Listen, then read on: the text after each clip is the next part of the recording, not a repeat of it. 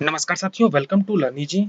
आज के इस वीडियो में हम जिस टॉपिक की बात करेंगे वो है SSC CGL previous year GK question की। ये हमारी एक बहुत ही फ्रेश सीरीज है जिसमें हम बात करेंगे एसएससी सीजीएल और एसएससी के सभी जितने भी एग्जाम होते हैं, चाहे वो एसएससी सीएचएसएल हो, एसएससी जीडी हो, उसमें प्रीवियस ईयर में जो भी क्वेश्चन पूछे गए हैं उसमें जीके के क्वेश्चन की चर्चा यहाँ पर करेंगे।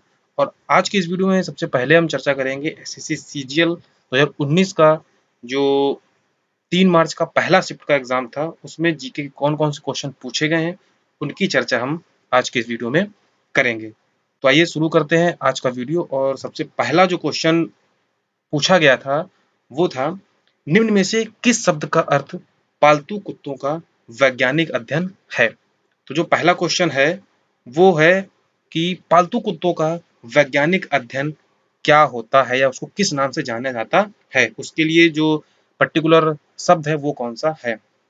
ऑप्शंस थे कार्पोलॉजी, साइनोलॉजी, क्रिनोलॉजी या फिर क्रीमेटिस्टिक्स। तो इसका जो सही आंसर है वो है साइनोलॉजी।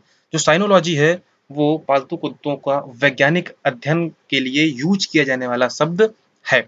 इसके अलावा यहाँ पर जो कार्पोलॉजी शब्द का यूज हुआ है वो होता है study of fruits and seeds. जो फल और बीजों का जो अध्ययन होता है वो कार्पोलॉजी कहलाता है।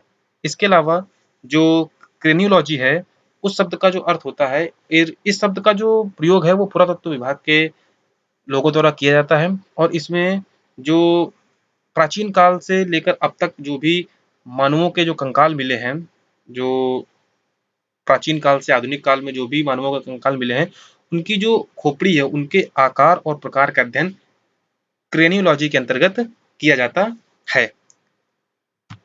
दूसरा क्वेश्चन जो था वो है लाल कृमि।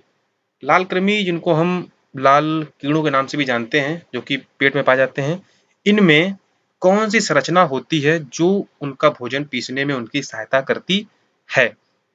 ये बायो से आया हुआ क्वेश्चन है और इसका जो ऑप्शन है वो है पक्वाशय, आंत, अमाशय का अग्रभाग या फिर ग्रासनली। इट मीन्स क्वेश्चन का कहने का जो मतलब है वो है कि लाल कृमियों में कौन सा संरचना पाई जाती है जो उनका भोजन पीसने में उनकी सहायता करती है। तो लाल कृमियों में पक्वाशय नामक एक संरचना होती है जो उनका भोजन पीसने में उनकी सहायता करती है। अब पक्वाशय क्या होता है? पक्वाशय जो होता है वो एक थैली होती है जिसमें भोजन इकट्ठा होता है। तो इसमें जो सही आंसर है वो है पक्वाशय। नेक्स्ट क्वेश्चन है, ठोस कार्बन डाइऑक्साइड का सामान्य नाम क्या है।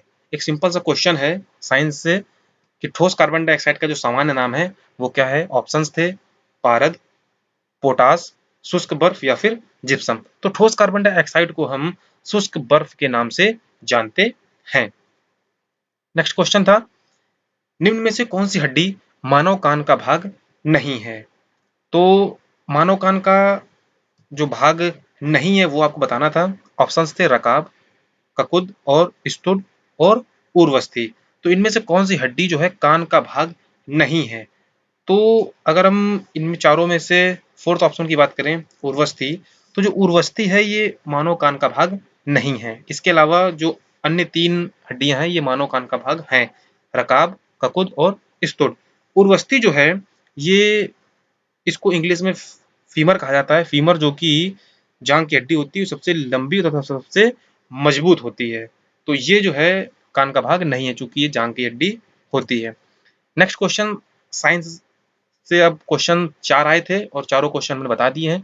5वां क्वेश्चन जो है वो हिस्ट्री से संबंधित है।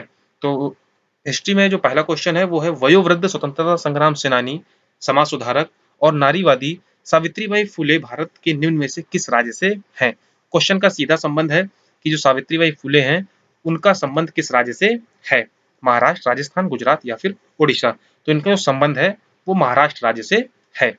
नेक्स्ट क्वेश्चन है, विजयनगर की राजधानी जो कि प्राचीन शहर हम्पी के खंडहर के नाम से जाना जाता है, ये वर्तमान में किस राज्य में स्थित है।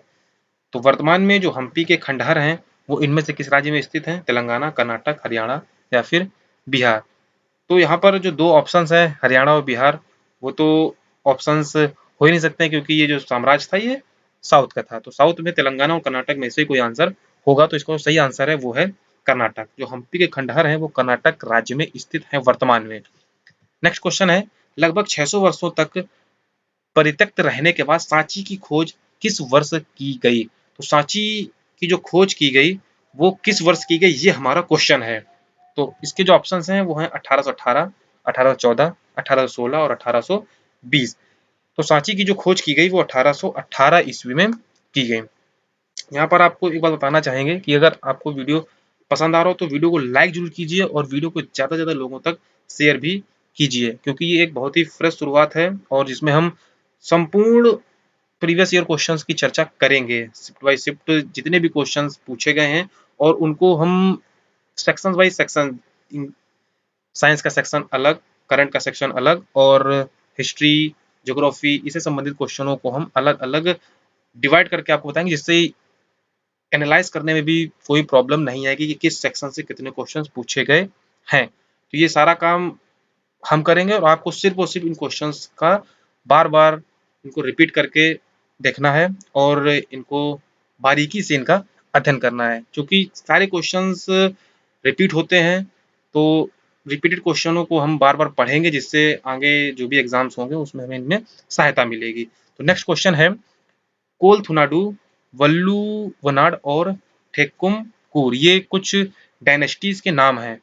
ये भारत के किस राज्य में प्राचीन काल के एक अल्पकालिक राज्य थे? क्वेश्चन बहुत ही इंटरनल पूछा गया है।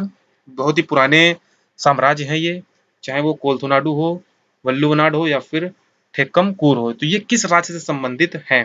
तो ये संबंधित हैं साउथ से, कर्नाटक, गुजरात, केरल या फिर बिहार। ये साउथ के राज्य हैं। तो साउथ के राज्यों में ये केरल से संबंधित राज्य हैं। ये सभी केरल से संबंधित राज्य हैं और ये बहुत प्राचीन काल में थे, जिसमें जो जो कोलथुनाडु है ये 6ठी ईस्वी के आसपास इसका साम्राज्य था। तो ये सब संबंधित हैं केरल से। नेक्स्ट क्वेश्चन है, निम्न में से किसने करतारपुर गलियारा, ये करंट से क्वेश्चन पूछा गया है, करतारपुर जो गलियारा है उसका उद्घाटन किसने किया और जो यात्रियों का पहला जत्था था उसको किसने रवाना किया? ऑप्शंस हैं आपके नरेंद्र मोदी, रामनाथ कोविंद, मनमोहन सिंह या फिर अमरिंदर सिंह। अमरिंदर सिंह जो कि पंजाब के मुख्यमंत्री हैं। तो इसका जो सही आंसर है वो है नरेंद्र मोदी। उन्होंने ही करतारपुर गलियारे का उद्घाटन किया और पहले जत्थे को हरी झंडी दिखाई। नेक्स्ट क्वेश्चन, निम्न में से कौन सी संस्था भारत में रेपो दर, रिवर्स रेपो दर निर्धारित करती है? तो आपको उस संस्था का नाम बताना है जो कि रेपो रेट और रिवर्स रेपो रेट को निर्धारित करती है। तो इसका जो सही आंसर है वो है भारतीय रिजर्व बैंक। रिजर्व बैंक के द्वारा ही इन दरों का निर्धारण किया जाता है। नेक्स्ट क्वेश्चन है, मकबूल फिदा हुसैन जो कि एक बहुचर्चित भारतीय चित्रकार थे, इन्होंने अपनी चित्रकारिता में मुख्य रूप से किस पशु का प्रयोग किया है? तो ऑप्शंस हैं बाघ, घोड़ा, हाथी या फिर गाय। तो इन्होंने अपने चित्रकारी में ज्यादातर जो है घोड़ों का प्रयोग किया है। उनकी जो चित्रकारी थी वो जीवंत और मुक्त आत्मा का चित्रण करती थी। नेक्स्ट है, अरब देश में सबसे लंबे समय तक शासन करने वाले और शांति कूटनीति के लिए जो प्रख्यात सुल्तान थे कसूब बिन सईद, इनका हाल ही में निधन हुआ। ये किस देश से संबंधित थे? तो अरब का कौन सा देश है जहां से सुल्तान कसूब बिन सईद संबंधित थे? तो इसका सही आंसर है वो है ओमान। ये 1970 में ओमान के सुल्तान बने थे और ये 2020 तक ये ओमान के सुल्तान थे। सबसे लंबे समय तक इन्होंने शासन किया। नेक्स्ट है, निम्न में से कौन सी पुस्तक सलमान रुश्दी द्वारा लिखी नहीं गई है? तो कौन सी पुस्तक सलमान रुश्दी से संबंधित नहीं है? तो यहाँ पर दिए हुए जो भी ऑप्शन है उसमें जो ऑप्शन है एन एरा ऑफ डार्कनेस, ये सलमान रुश्दी द्वारा नहीं लिखी गई है। इस पुस्तक को शशि थरूर के द्वारा लिखा गया है। इसके अलावा यहाँ पर जो भी पुस्तकें हैं वो सलमान रुश्दी के द्वारा लिखी गई हैं, चाहे वो मिडनाइट चिल्ड्रन हो, शेम हो या फिर द साइनेटिक वर्सेस हो, ये सभी सलमान रुश्दी द्वारा लिखी गई हैं। नेक्स्ट है अर्कू घाटी जो कि दक्षिण भारत से संबंधित है। तो वो दक्षिण भारत के किस शहर से संबंधित है या किस शहर के निकट में स्थित है? तो जो अर्कू घाटी है वो इनमें से किस शहर में के निकट स्थित है? तो इसका जो सही आंसर है वो है विशाखापट्टनम। अर्कू घाटी जो है विशाखापट्टनम के समीप स्थित है और ये एक पर्वतीय स्थान है और ये पूर्वी घाट पर स्थित है। इसके अलावा इसकी जो सबसे महत्वपूर्ण विशेषता ये है कि दक्षिण भारत के सबसे कम प्रदूषित क्षेत्रों में इसका नाम आता है। जो अरकू घाटी है, ये दक्षिण भारत के सबसे कम प्रदूषित क्षेत्रों में गिना जाता है। कहाँ स्थित है? आंध्र प्रदेश के विशाखापट्टनम शहर के पास ये स्थित है। नेक्स्ट क्वेश्चन है द्रोणावल्ली हरिका।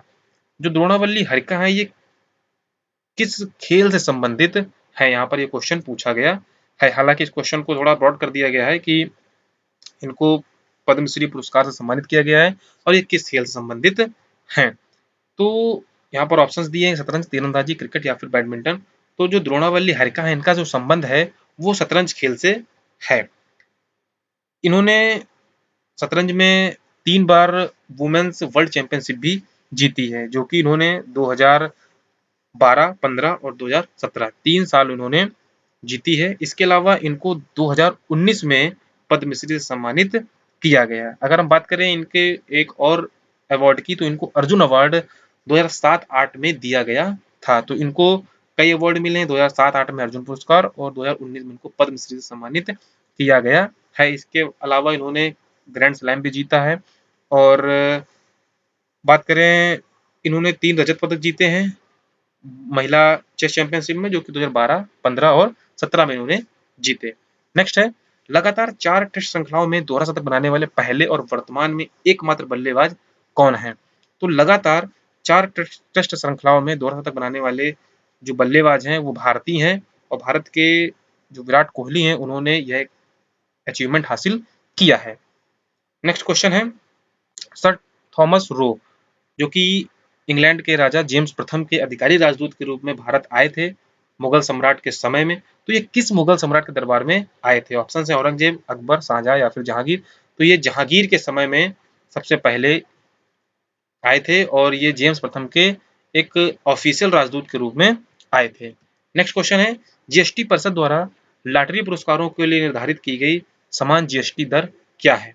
तो लॉटरी पुरस्कारों के लिए जो जीएसटी की दर है वो क्या है?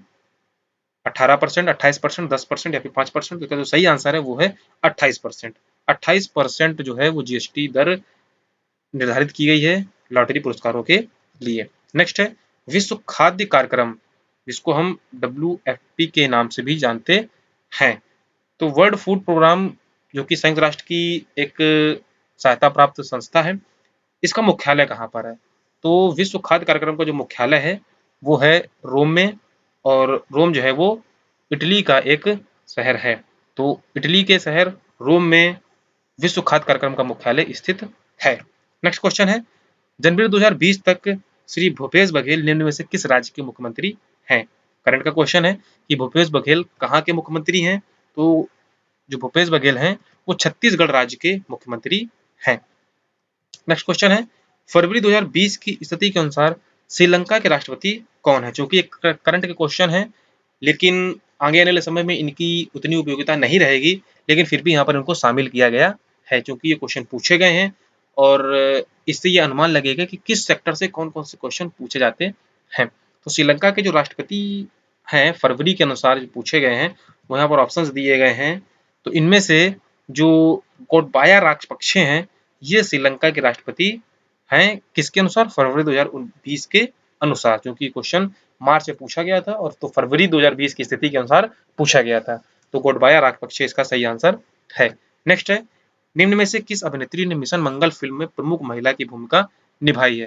तो मिशन मंगल फिल्म में प्रमुख महिला की जो भूमिका निभाई है वो किस अभिनेत्री के द्वारा निभाई गई है? ऑप्शंस आपके पास 4 हैं।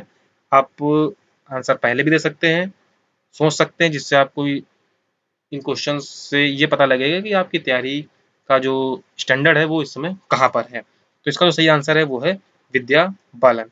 नेक्स्ट क्वेश्चन है, उस लेखक का नाम बताएं जिसने अपनी पुस्तक an era of darkness the British empire in India के लिए साहित्य अकादमी पुरस्कार 2019 जीता। तो साहित्य अकादमी पुरस्कार 2019 जो कि पुस्तक an era of darkness the British empire in India के लिए दिया गया है, इसका जो राइटर हैं वो कौन है? विक्रम सेठ, रोमिला थापर, शशि थरूर या फिर रामचंद्र गुहा। तो इसका सही आंसर है वो है शशि थरूर। इनको साहित्य अकादमी पुरस्कार 2019 दिया गया है। नेक्स्ट क्वेश्चन है, न्यूट्रॉन की खोज का श्रेय किसे दिया जाता है जिनको 1932 ईस्वी में इस खोज के कारण नोबेल पुरस्कार भी मिला था। तो न्यूट्रॉन की जो खोज करता है वो बहुत ही कॉमन सा क्वेश्चन है, जेम्स चैडविक, और इनको इस खोज के लिए 1932 ईस्वी में नोबेल पुरस्कार भी दिया गया था। नेक्स्ट क्वेश्चन है, उस मीडिया कंपनी का नाम बताएं जिसने 21st सेंचुरी फॉक्स का प्रसिद्ध स्टूडियो खरीदा है। तो 21st सेंचुरी फॉक्स का जो स्टूडियो खरीदा है उस कंपनी का नाम आपको बताना है। सोनी, टाइम वार्नर, डिज्नी या फिर वायकॉम। तो इसका जो सही आंसर है वो है डिज्नी। डिज्नी ने 21st सेंचुरी फॉक्स का प्रसिद्ध स्टूडियो खरीदा है। तो ये 25 क्वेश्चन थे जो कि 3 मार्च की पहली शिफ्ट में पूछे गए थे। अगर इस क्वेश्चंस को ज़्यादा से ज़्यादा आपका लाइक मिलेगा तो हम इस सीरीज को आगे बढ़ाएंगे, और 3 मार्च की जो सेकंड शिफ्ट होगा उसका हम जो विश्लेषण है वो नेक्स्ट वीडियो में आपको उपलब्ध कराएंगे। तो इस वीडियो को ज़्यादा से ज़्यादा लाइक और शेयर कीजिए और ज़्यादा से ज़्यादा लोगों तक इस वीडियो को पहुंचाएं, जिससे ज़्यादा से ज़्यादा लोग इस वीडियो का लाभ उठा सकें। तो वीडियो को लास्ट तक देखने के लिए आपका बहुत बहुत धन्यवाद।